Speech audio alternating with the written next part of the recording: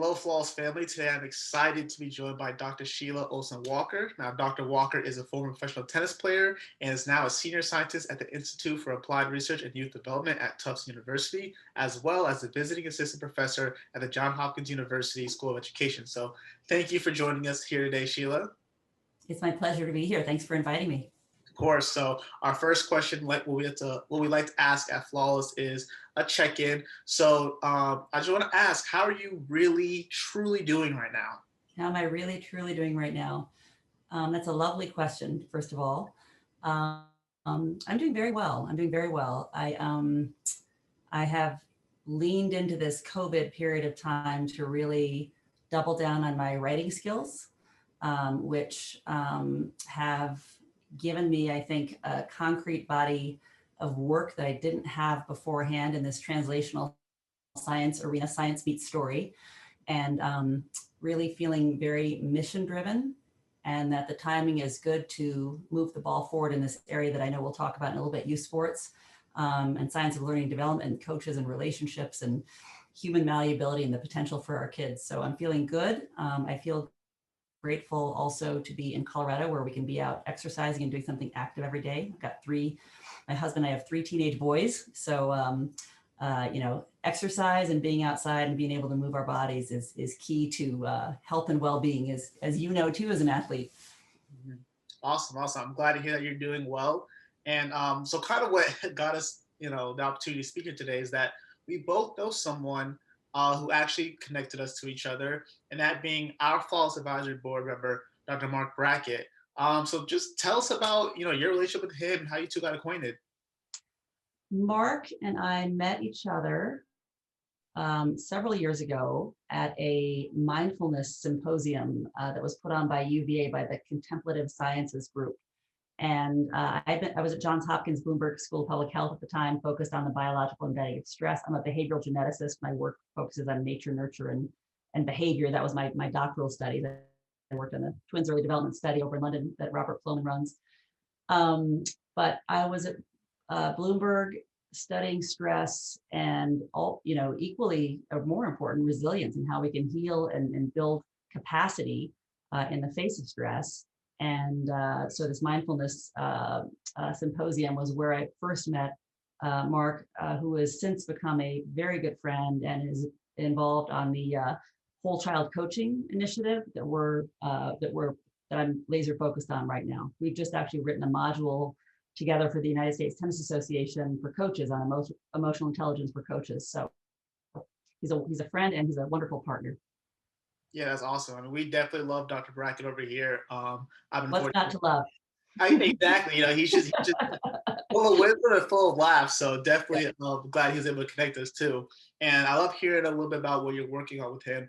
But currently, you're also, your research is focused on the intersection of biology, psychology, and socio-environmental science. So as you spoke on in terms of the sports world, how do you incorporate the science in a way that helps the sports world? So that's a great question. If we think about educators, there are all kinds of different educators. Learning happens everywhere, right? It happens in school, it happens at home, it happens in sport contexts, in our communities and our religious institutions. Teachers who go through formal teacher training receive on average 1 course in child development throughout the course of their teacher training, that being, despite their role as developing children. And so knowing something about child development is very, very important. Well, teachers, not in all programs, but this is on average, some programs like UVA, Bob Pianta, the dean of the School of Education there, is very laser focused on child development. Coaches, youth sport coaches, get none of it. Even in the graduate programs, there's little to none in the basics of child development. So this group that I work with, collaborate with, the Science of Learning and Development Collaborative, are all focused on bringing the science that we know is incredibly important around stress and resilience and healing and individual differences and how children develop and grow and how we can create context to optimize their biological raw materials to really help them thrive regardless of race, ethnicity, gender identification, background, religion, to equip adults with data so they can help children, they can be better stewards at helping children optimize their own development. So I was for a long time in the education space, working with someone named Pam Cantor, who was the founder of Turnaround for Children. It's a nonprofit science meets story all around adversity. And that team, Pam actually put together the Science Learning Development Collaborative. And I've morphed some of that work a few years ago over to the youth sports space. So we've got some peer-reviewed publications we're working on. I'm currently writing a few chapters for the American Development Model for the United States Tennis Association, all on this theme of equipping coaches with information about emotions, emotion science, relationships, healthy development, so they can be better at what they do at promoting tennis and promoting sport in general as a means to an end, because it is an incredibly powerful means to an end to a healthy, happy, and productive life. Definitely. And I appreciate this conversation so much because as you just explained, like you have the science behind all of this, but then you also have the athlete perspective being a former professional tennis player. So as you were just discussing with the coach and athlete relationship and how influential and important it is, what do you think the main disconnect is, or the main reason where you see athletes and coaches that may have misunderstandings or just aren't on the same page? I think that there is I think this having the language of emotions and knowing something about relationship development is vital. And some coaches, the really exceptional coaches, just get it. They always have. It's an intuitive knack for them. Other coaches may have some level of understanding about emotions and relationship development and the core elements involved in high quality relationship building, but just need a little extra help. And then other coaches may not have a sense for it at all, nor have they received it anywhere. So I think that there's a real opportunity to elevate not only the profession of coaching, but through that outcomes for our young athletes by helping coaches understand, have a bit of an instruction manual around how children grow, develop, and learn. And obviously emotional intelligence is a huge piece of this. Awesome. And, like all of us, athletes in particular have been struggling with, the forced changes due to the pandemic, season cancellations. So as a former player, how do you think you would approach the situation if you were still playing? But then also, as the scientist behind it, what tips would you have for athletes that are currently going through this? Well, I first and foremost, I just want to, name that it's been incredibly difficult for various athletes, especially ones who've gotten separated from the sports that they really, really loved and that they were thriving at, like our son who plays basketball. They've been a wonderful travel team that just hit his flow space, and then COVID came around and it's really sidetracked his development. He's been able to pivot to another sport, tennis, which is my sport, which is one that we can do social distancing with. But I think the main thing is try to keep a positive mindset. COVID is going to pass. We've got vaccinations that are being distributed now. Things are getting better. We can see the light on the horizon now, whereas 6 months ago we couldn't. And then the other thing is stay active. And even if you can't do the sport that you love, do something ideally outside. The exercise biochemistry. I wrote a series of articles in Psychology Today called Back to Basics on science meets story of wellness, exercise, sleep, nutrition, high quality relationships, mindfulness, attitude of gratitude, all these factors that go into helping us have a sense of control when we're on rough terrain. And for athletes of all ages, I would say try to do something every day where you stay active, get that exercise biochemistry going. It lifts mood, it stimulates the immune system, it boosts metabolism, it does all these great things, and just keep the faith. That's awesome. I loved all those tips, and I think those are a lot of what you said is impactful just for athletes, but also for people in general. So I definitely appreciate hearing those tips. And now, as if your resume wasn't impressive enough, you're also on the board of directors for the U.S. Olympic and Paralympic Foundation. So can you tell me more about that organization and what your role is as a board member? I love the U.S. OPC, the Olympic Committee. Sarah Hirschland is an excellent CEO. I have tremendous respect for her and her team. I'm on the foundation board. The foundation is sort of the team behind the team. We do fundraising and development, and then we also have various initiatives that we're working on. Of course, mine is around coach education, whole child coaching, and mental health of the athletes. So We're involved in at various levels, including just the information flow on what's happening. Obviously, right now it's a crazy time trying to determine if Tokyo is going to happen, if so, in what way it's going to happen.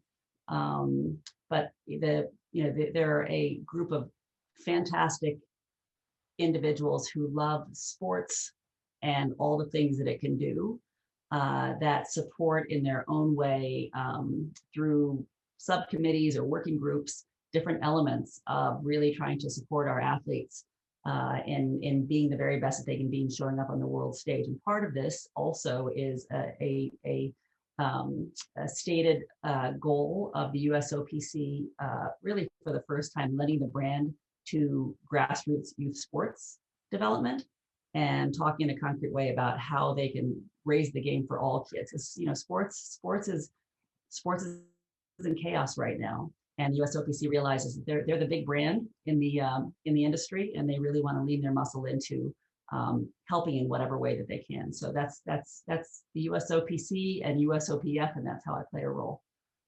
Yeah, and that's awesome. And on the subject of the Olympics, not only did current professional athletes or collegiate or high school athletes lose their seasons, but Olympians or prospective Olympians lost their season as well. And these are athletes that are training year round for a long time for this moment, just to have it, taken away from them because of the global pandemic.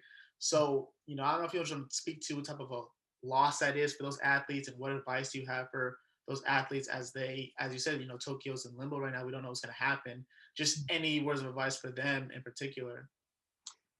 This is an extraordinarily difficult situation because these individuals have been devoting their lives, and many of them, struggling financially, working several jobs to pay the rent and put food on the table and so forth, supporting families to realize this dream of being an Olympic athlete. And some of them will be able to compete. I mean, we don't know again what's going to happen in Tokyo. If it does happen, the people who are able to last one more year will be out competing, and it'll be an incredible Olympics, and I think a show of strength and human connection for our whole planet at a time when we can really use it. But for the individual athletes, it all depends. Everyone has their own unique story, and the mental health piece has been a tremendous focus of the US OPC. Bahati Van Pelt, who came over from the NFL, he's the vice president of athlete services. He's focused on wellness and mental health, and really putting practices into place and access for athletes to get the help that they need when they need it. So the USOPC is doing everything that they can for the athletes. It's powering it through. No one's better than Olympic athletes at gritting it out. They know the drill, but they can use all the support that they can get right now. Yeah, and fingers crossed for Tokyo. I couldn't have said any better myself. Just thinking about, I feel like we're all sacrificing something right now, but just to think about what they're going through, like you said, a lot of them are just working so hard, having to work a job, and also train like an Olympian athlete. Like, what a significant loss that I know a lot of them are battling right now. But you've just been full of wisdom this whole interview. My last question for you is, flawless. We talk about creating a flawless world, and for me, a flawless world is a place where we stop discriminating against mental health. So I just want to see like what you thought a flawless world is, and what's giving you hope that we are moving towards that flawless world. What gives me hope, my definition first of a flawless world is a world that is equitable, where everyone has opportunity they choose and deserve. I'm a first generation American. My life would not be my life had I not grown up in the US and had a good public school education and been an athlete who went on to get a D1 scholarship and really leverage sport to create a life that I otherwise wouldn't have had. And I believe that by continuing to lean into finding ways, and the people who are partners in this journey that are inspiring, have high integrity, or smart, kind, being with those teammates really trying to make our world a better place, particularly for vulnerable children and families, that's what gives me hope. And there are some extraordinarily wonderful people that I'm privileged and honored to work with every single day. Oh, that's amazing. That's definitely a world that I would want to live in. So thank you so much, Dr. Walker, for your wisdom throughout this conversation and finding the time. And for anyone that wants more from Dr. Walker, we'll make sure that we'll have her information in the bio. And thank you so much. Thank you, Trey. You take care. You as Have a well. wonderful day.